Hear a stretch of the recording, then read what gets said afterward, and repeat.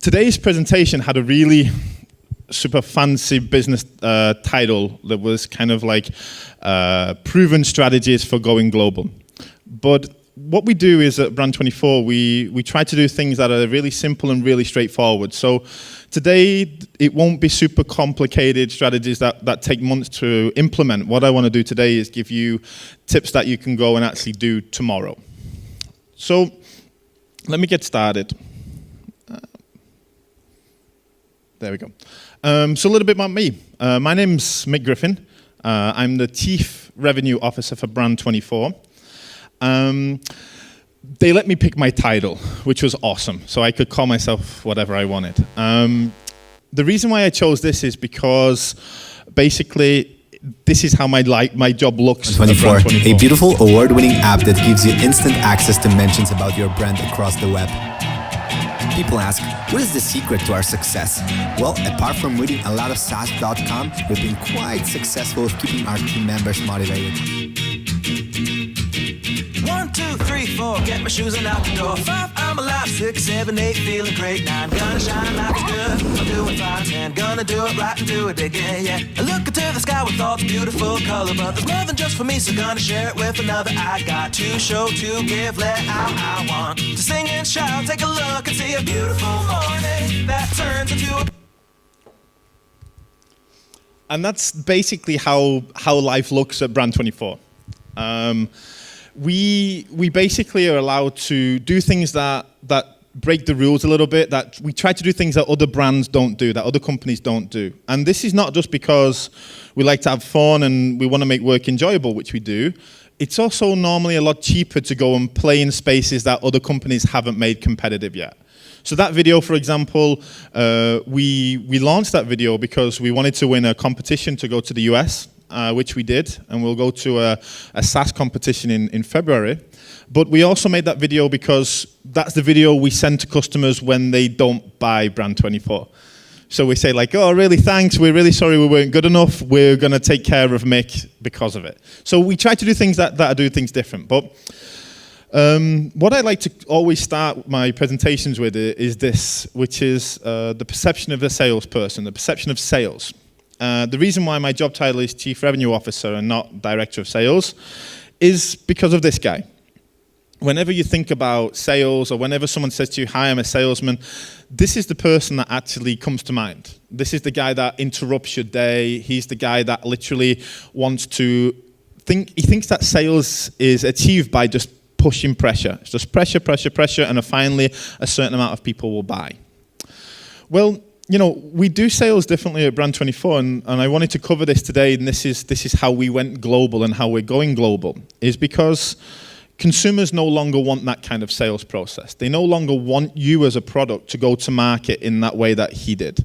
So here's a prime example. If you Google how to stop cold callers, there's 177,000 ways how to avoid it. So consumers more and more now are trying to get out of this ability of being sold. And these are the numbers that back it up.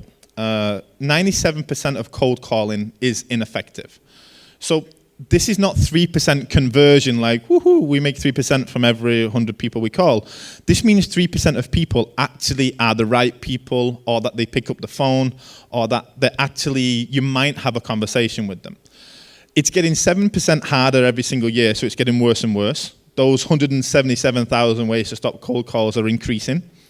And it's 60% more expensive than social. So basically, cold calling costs a lot of money. It costs, you've got to have the phone systems, you've got to buy the data, and it gets harder and harder. So we all know that we hate salespeople. Me too. I hate old salespeople. I hate traditional salespeople. I hate when Orange phone me and they're like, Dzień dobry, przepraszam, pan Michalem, blah, blah, blah, blah. And I'm like, hey, listen, I don't speak Polish and my name says it, and then they go, and then they put the phone down. So, because I'm not in the script. There's no page yet, 512, of how to talk to an English person. But I believe that people do like to be sold to. So I've got a quick question. Please raise your hand if you've been to the cinema lately. Anybody? The kino? No? Super. Okay. Now, please put your hand up again if you went to the cinema and you watched the movie trailers. Anybody? Okay, cool. So I'm going to give you an example. This organization, do you know what it's called? Its name is Spectre. Look around you, James. Everything you believed in, a ruin.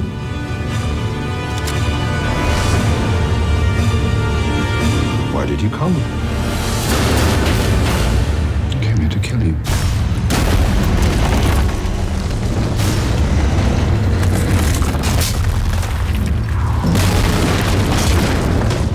And I thought you came here to die.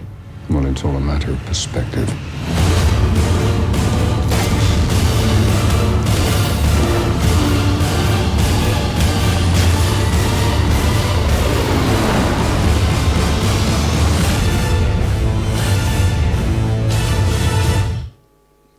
Okay, so James Bond trailer, fantastic. And a lot of you did what I did. And I watched your face and you were all watching. So you sat at the cinema, James Bond, telling you, wow, awesome. And then this happens. I'm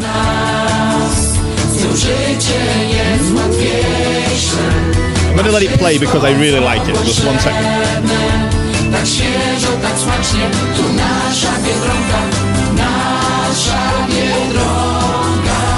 So awesome. I wish we had that in England, really. But, so this is what happens. I'm the weird guy at the cinema because James Bond trailer comes on and everyone's sat there and I really, please do this next time you go to the cinema. And everyone's focused on the film. Everyone's watching the film. And the movie finishes and you see people like nudging each other like, hey, listen, we need to go to that movie next time. And the girlfriend's like, no, next time romantic comedy. And then suddenly this happens. Biedronka, T-Mobile, whatever comes on. And I watch people, and people suddenly go from there to their mobile device, to their friend. They start talking, they lose attention. Now, what I try to explain people is that when you watch a movie trailer, you're being sold to, you're being pitched. You're being pitched the next movie. And I say to people, do you like being sold to? No, I don't like it. But here, lots of people raise their hand. They literally go to the cinema early on purpose to see the trailers. But they don't go to see the Biedronka advert. So we do like being sold to, but there's two main factors in being sold to the right way. The one factor is that it's super relevant to what you're doing.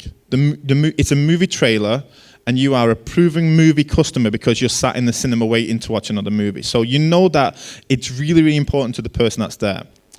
The second reason why people go early and they accept being pitched to is because they know it's going to happen. They feel that they're in control. The consumer knows that a trailer is going to happen.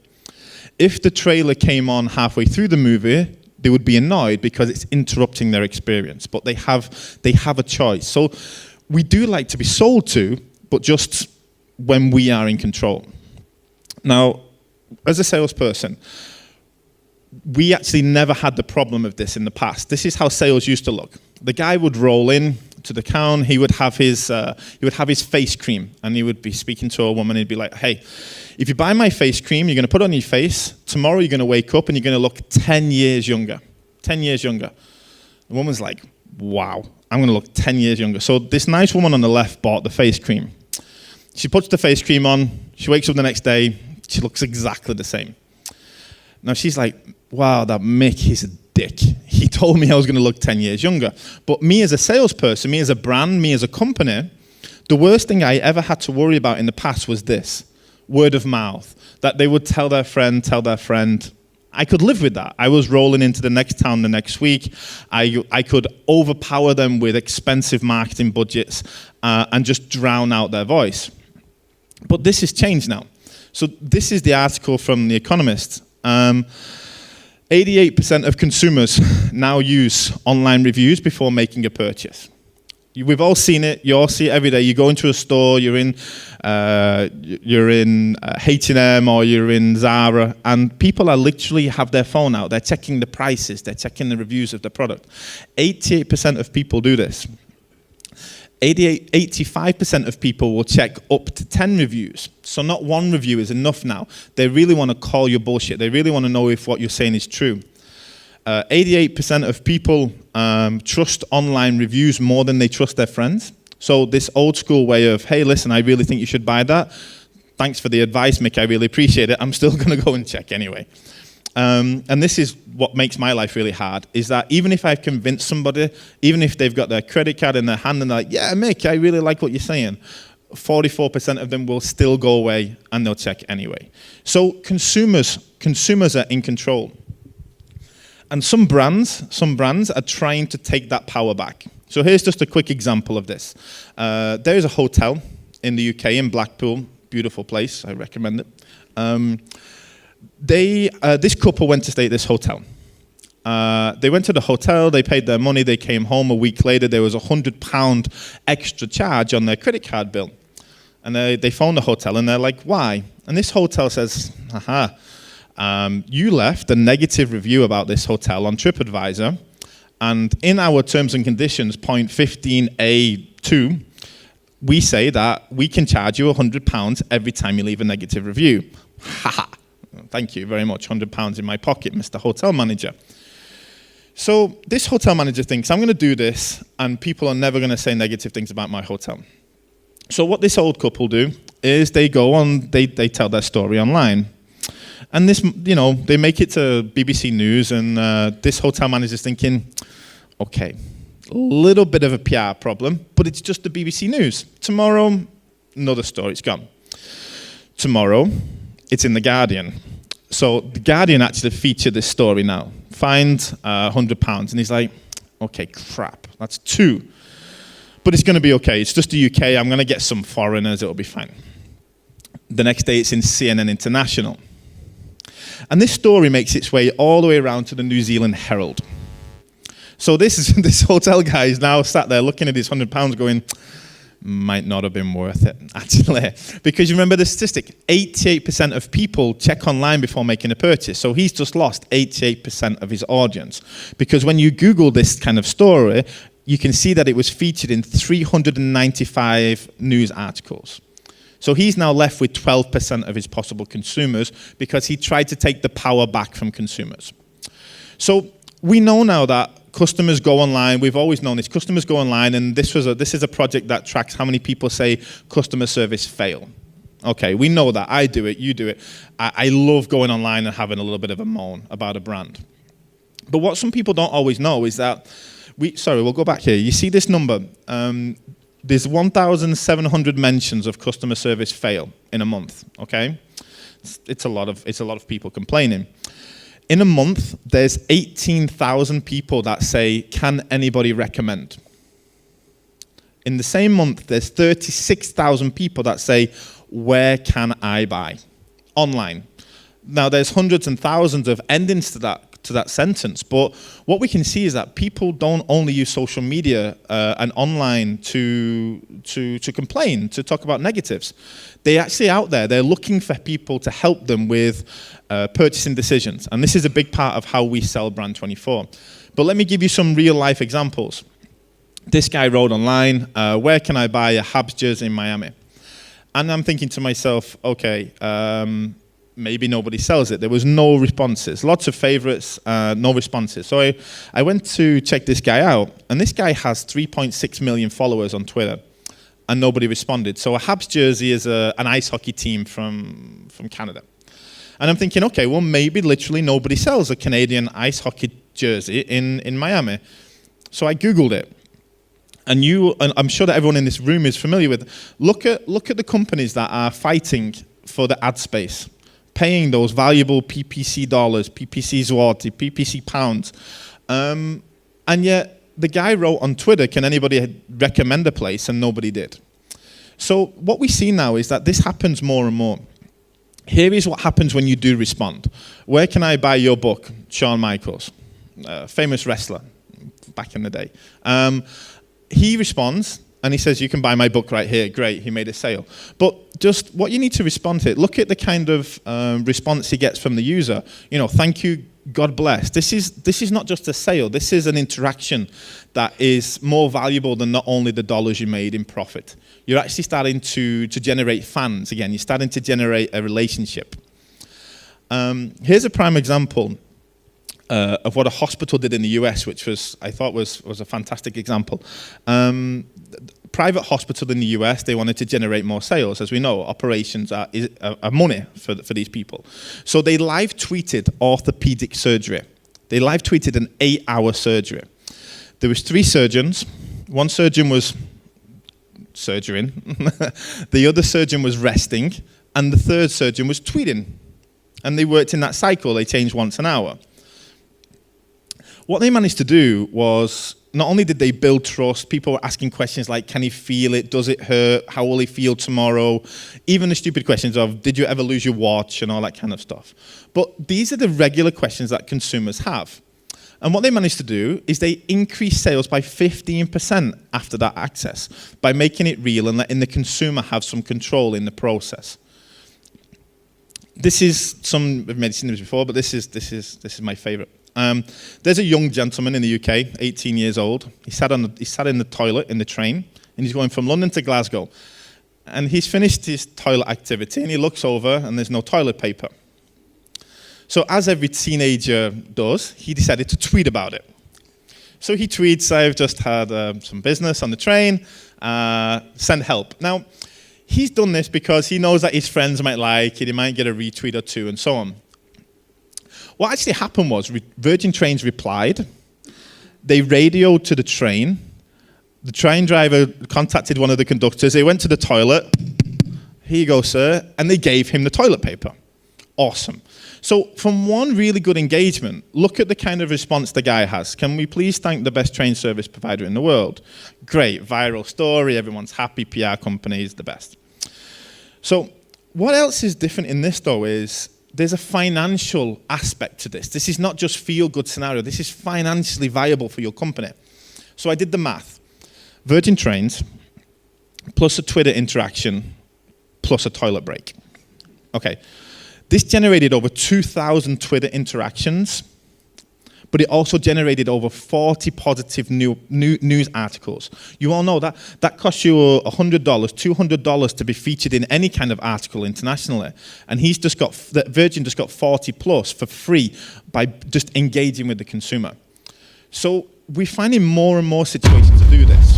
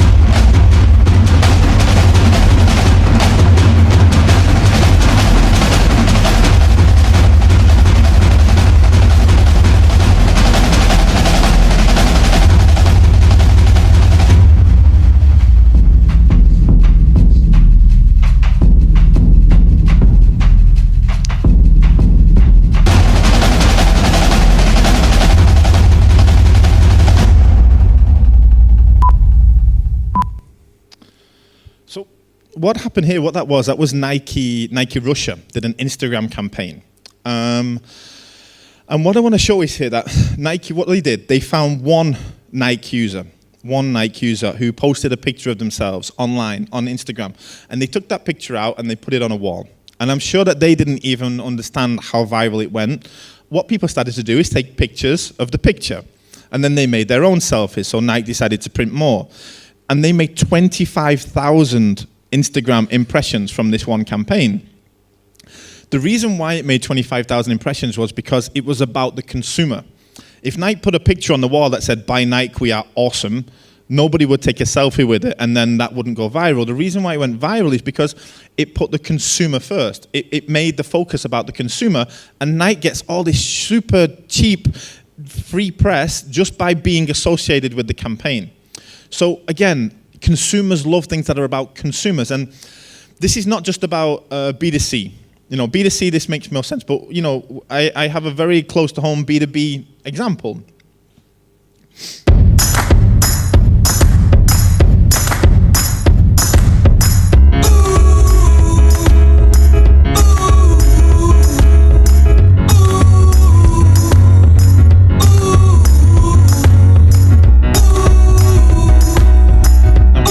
Play it all the way through because some of you may have seen that already, but what that basically is that we as a brand, we tried to put IKEA first. We tried to make the focus about IKEA and how cool IKEA are, that they're doing something new. I now have customers that come to me and say, "Mick, I just bought Brand 24. When do we get a video?" And I'm like, "Oh shit, okay, yeah, we'll try to do a video around our new lingerie customer." It's not really that easy. So actually, even B2B customers, they really like the idea of being put out there and being the focus of attention. So what we've talked about today is that we know that consumers like to complain, but we also know that they like to buy. So a lot of brands are out there like, "Wow, yeah, we need to be online, there's sales, we need to be engaging right now." And this is Gary Vaynerchuk. I have a big man crush on this guy, but basically, it's like he said, marketers ruin everything. So I'm going to give you a couple examples of why you don't need to rush onto social and suddenly go there. So there was a nationwide campaign in the US which is called "Why I Stayed and Why I Left." And what this is actually about, this is about domestic violence. So this is about when there's violence at home between man and a woman and so on. So what happened was, a lot of, especially obviously females were like, "I stayed because I loved him, I left because I was tired." And this is Twitter and social media is really great for this because it gives people a voice. It allows people to share their interactions. So this campaign is really going viral, and a lot of people are getting involved. And then this happened. The pizza company wrote, "Why I stayed, you had pizza." And this is from the pizza company. You're like, what? What? This is about domestic violence. And what actually happened was that the pizza company actually wrote that hashtag because what they did is their process every morning was they came in, they looked what was trending and jumped in. And they saw trending "Why I Stayed" and they jumped in. So they had to issue an apology. They were out of touch with the online community because they were trying to treat it like a marketing campaign. Here's another one. Let's get 2,296 retweets for everybody that died at 9/11 from a yoga company. Again, these are people that are trying to jump in and they're not really connecting with it. And here you can see, look, they have to spend the rest of their business lives apologizing for it. Look at this one. 9 plus 11 equals 20% off for 9/11 day. 9 plus 11 equals 20% off. And I guarantee you, every year you'll find more and more of these. But look, the point of this was to associate our discount with patriotism. No, it wasn't. The point of this was that you were trying to jump in on a trend and make money. And consumers, they hate it. So, we really have to be careful of this. Now, so again, what we've got now is brands go, "Okay, we know that we can fuck up online and it can be a huge problem for us PR-wise. So maybe we need to leave social away a little bit." So what happens here is that here's a news article and Target, like the Tesco or Auchan of the US, they decided as a corporate responsibility that they weren't going to have boys' toys and girls' toys or boys' clothes and girls' clothes. They were just going to have children's clothes and be gender neutral. Okay, it's a political decision. People are going to like it, people are not. And this is what happens. So one person goes to social media, they go to the Target Facebook page, and they're like, "Hey, I have a boy and a girl, and I really don't like that you did it. I'm probably not going to shop there anymore." This was bound to happen when you make a decision like this. Look at Target's response. "Kevin, there's no really nice way to put this, so we at Target will say it, you're a dick." And suddenly everyone's like, what? Target just called their consumer a dick online? This is insane. And what actually happened was, this wasn't Target responding. This is somebody that created a Facebook profile page called Ask for Help with the Target logo and trolled them. So you're like, it's funny. So you've got to think to yourself what happened. And the reason why this happened was because when Target do something like this and somebody complains, I imagine their internal process is like, boss, someone just said this, what do I respond? Wait a minute, I'll go and ask my boss. Boss, what do I tell my guy to do this with? Let me go and have a committee meeting and we'll decide what's the politically correct way to reply to this. And meantime, there was a guy who was responding. Now, talk about consumer interaction with a brand. Target's post normally got 250 to 750 likes, normally. This troll got 50,000 shares of his actions. It got covered by 40 news publications, him responding, not Target. And the worst thing about this is that was one example. He did it for 3 days. He replied first 56 times. 56 times he managed to say first, hey, you're a dick, hey, you're an asshole, hey, I'm sorry, maybe you need to go and just, walk into the woods and never come back. 56 times before Target could give their corporate response. So as a brand now, we're like, wow, it's awesome to be on social, it's horrible to be on social, but I have to be there, because if I'm not, maybe someone else is going to do this. So we do have to be on social, we do have to work, but we have to work quickly, and we have to work responsibly, we have to make human decisions and put the consumer first. And what Target actually did, and I was really, really happy to see this, is Target actually put troll dolls back on the shelves. And to show you what, people think, oh, Target, you're awful, you did this gender neutral. Look at how many interactions they had. 12,000 shares, 32,000 likes, because they were being human, they were being normal, they were doing something that all of us really wanted to do in this situation, is to make some fun of it. So we love human consumer approach. And this is how we sell, this is how we go global at Brand24. We are human, we just try to multiply that as fast as possible. So people say to me like, okay, how do you go global, Brand24? Maybe you have some secret strategy. And we don't. I'll try to tell you a little bit about how we do it right now. The first thing I always tell brands, open the door.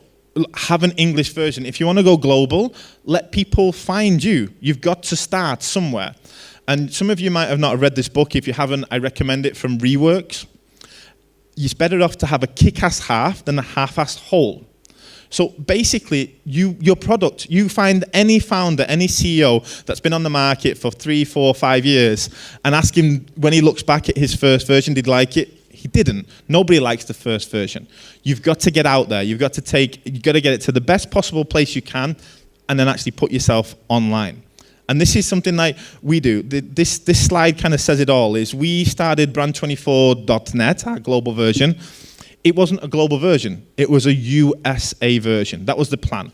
We had a Polish version, we'll have an American version, then we'll have a UK version. That was the plan. So we put Brand24.net out there, and suddenly we're sat there, and it's like, we get that email, that notification that you've got a new customer from Nigeria. And we're like, how did that happen? We don't want Nigeria. We didn't ask for it. Fine. Never mind. And then the next one, then you have a customer from the UK, from Sweden, from Australia, from New Zealand. All because they could find us. You'll be surprised at how many people can just find you by just starting. It's not about, hey, listen, first of all, we'll generate $50,000 in Google AdWords spend, and then we'll launch the website. You don't need to. You need to get it out there. And you'll be surprised at how open and how varied your sales and marketing strategies can be. The next one is really, really, really important. And this is something that I never thought would happen, is that it's not always about who you want. It can be about who you don't want. So you go global and you open the door and you're like, and we had this situation, we're like, website users are going up, trial users are going up, this is awesome, look at this, let's keep putting money in the pot, let's keep spending. And then we looked at it, and actually this is a real life Brand24 report, is that there are certain countries that don't convert. And you actually have to start cutting these people out of your targeting. So what we had here is, for example, we used to give we give countries scores and rankings for how many visits we had from them, how many trials they generated, and it's countries like for us it was very open. It was India was a big one, Brazil was another one. We had to cut them out of all of our targeting because they are awesome at signing up for SaaS products. and they are really bad at buying them. So we had to really actually define our marketing, define our time, because we're a startup. We don't have resources. I've got a sales team, and my target is I tell my sales team to contact every single trial user. Let's get in touch with them. Let's email them. Let's do that. And then you find out that 26% of their time was taken on India, who doesn't buy it anyway. So a lot of the time when it comes to going global, it's always about trimming the fat, as we would say. It's like, okay, we don't want that country, we don't want that region, because they're sucking up our resources. And the resources are super, super important to us. The topic of the conversation was what strategies we did to go global and go into different countries. And this is the kind of statement we have at Brand24. We have a whole different version of where. So instead of saying like, okay, we want to go to the US and we want to focus on the US, we want to focus on the UK, we want to focus on Germany, we focus on channels. So we know that we can sell internationally. We know that we don't need to focus on one country. So what we do is the way that our teams work is we say, I don't have a sales team for the US, I have a sales team for LinkedIn.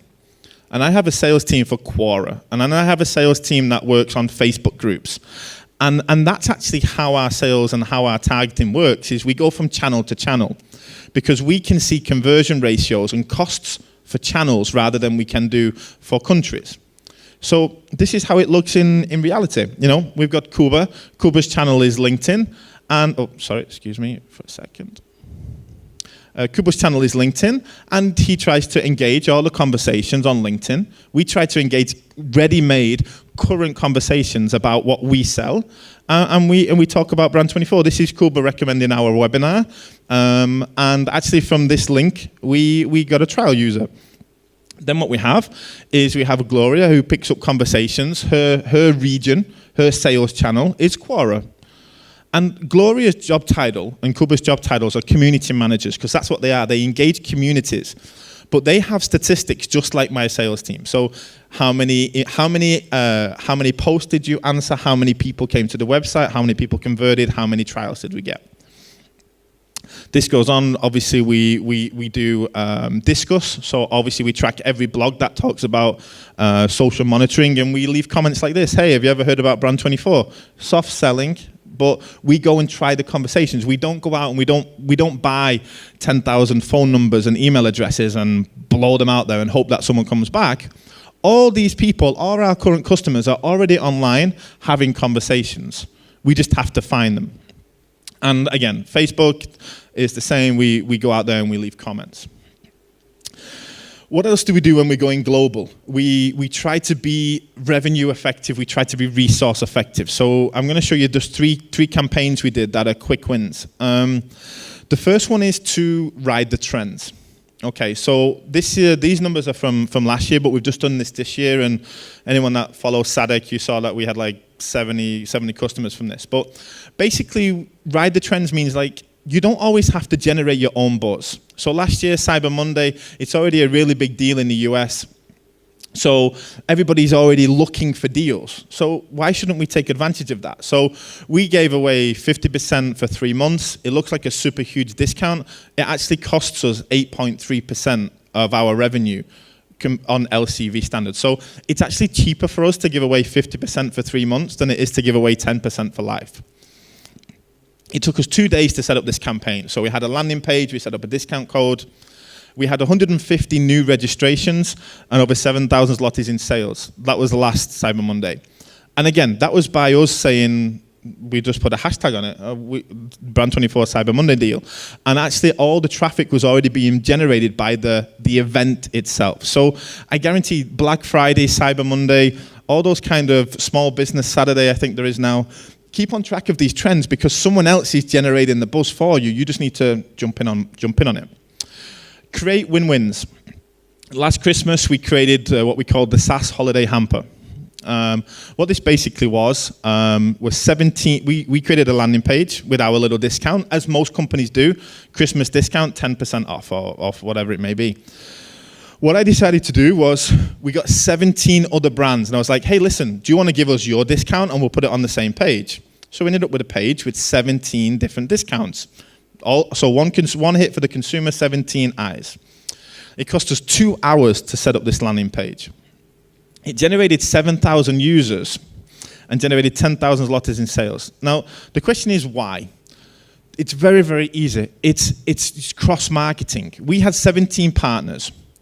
Every one of those partners promoted the same landing page. Hey, listen, we're in the SAS Holiday Hamper. Hey, listen, we're in the SAS. So instead of us just trying to sell to our Brand24 marketing audience, we sold to 17 others, and it cost us nothing. It cost us no money to access 17 other partners' audiences because we were doing a win for them and they were doing a win for us. So win-wins are super important. Go out there, find companies, find brands that have the same target audience as you and say, listen, maybe you want to cross-promote. Maybe you want to do something together.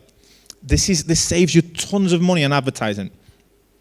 And be fast. This is obviously, this is something that we love to do anyway, but this was last year. You may remember it. Maybe any of you have got mortgages in Swiss francs. Anybody?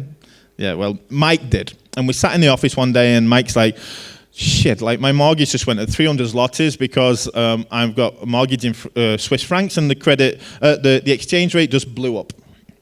So what we said is, we should charge Swiss people more to buy Brand24 to make up for it. And he was like, okay. Like, oh crap. So we did. We actually put this on the pricing page. Due to Switzerland's excellent currency rate, Swiss customers will pay 50% more. And this was real. We put it on for a day, and luckily we don't have any Swiss customers to piss off, but maybe if we did it this year, we would. So we were all in the office, and we were all high-fiving because this was Cyber Monday. This was Cyber Monday for us. Huge peaks in traffic, awesome, high five, Cyber Monday rocked. This is Cyber Monday. This is Swiss pricing day for us. That's how crazy it is, because people love real time. People love to go out there and okay, of course we had a lot of traffic where people were just clicking on the brand and going, haha. And what they didn't know is that now we retarget them via Google Ads. So traffic is still really good for us. So this is how crazy it was, and it cost us nothing. This is what I'm saying. We like to be fun, we like to have a joke, but it all on the back end has financial gains. It's all tracked, it's all statistics. So what we do now, and this is, so we know how to get the traffic, and we feel like we know how consumers can find us. And this is what a lot of companies do, and I used to work in email marketing. And this is what we're trying to do different at Brand24. You work your ass off, you get those trials in, you get those email addresses, and everybody goes into the same funnel. Hey, listen, day 0, thanks for signing up to my product. I really, really like you. Day 2, hey, do you want to buy my product? No, maybe not. No, day 4, here's a case study. Would you like to buy my product? And we go on and we go on, and then the last day is like, I really, really, really want you to buy my product. Everybody goes in the same funnel. Everyone has the same email cycle.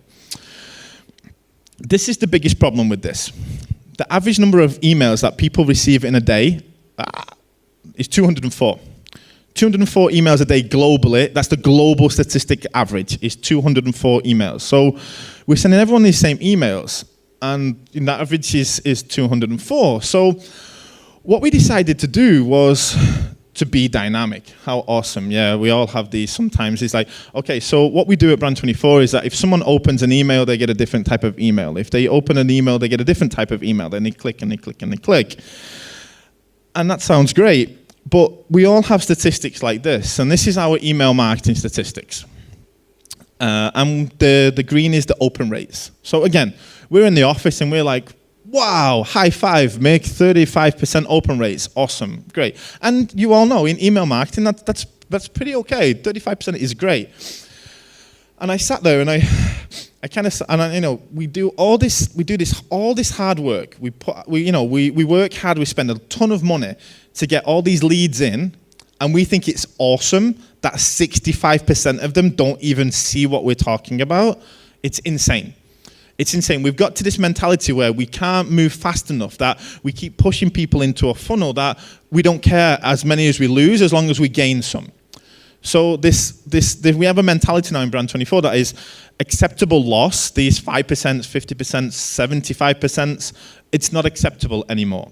So we have to think to ourselves now that we don't want to just be another one of these emails.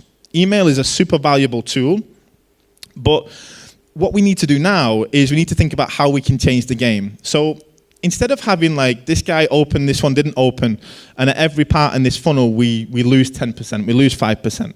What we started to do is go, well, what can we do differently? What can we do differently? I don't want to say that that guy didn't buy Brand 24 because he didn't like it. I don't know that because he never read my email. So what we started to do was say, okay, well, what other channels of communication do we have available? And then we went back to our statistics and we go, okay, well, listen, John here joined Brand 24 and we've all got Google Analytics pages. He came from Facebook. Send him an email, didn't open. Send him another email, didn't open. Hey, maybe I'll find John on Facebook and try him there. And this is what we started to do. So we had Dan here. Dan found us via Twitter. He wasn't opening our email, so we reached out to Dan, and he responded because Twitter's where he hangs out. He doesn't go through his 204 emails every day. He doesn't reply to 204 emails.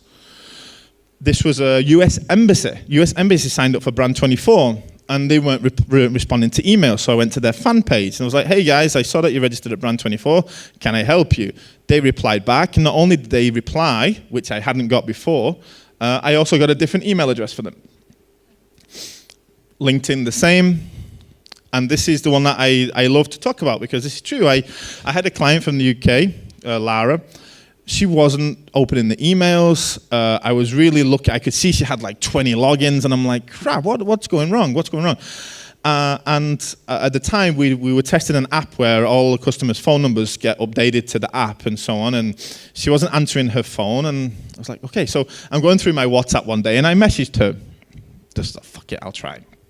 And she responded like, hey, listen, I didn't get your emails. Here's a better email for me and call me at 3 o'clock. I called her and she said, I didn't answer your phone because I didn't know the number.